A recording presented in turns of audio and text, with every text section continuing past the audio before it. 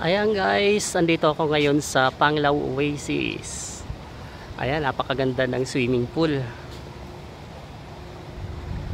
At ito ngayon ang clubhouse. Ayan, ang ganda ng clubhouse.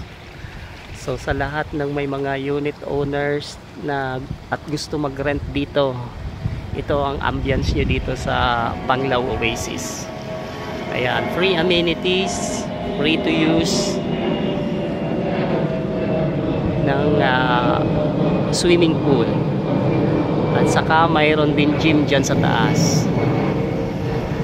So we are accepting unit owners and tenants na gustong mag-rent dito sa Panglao Oasis.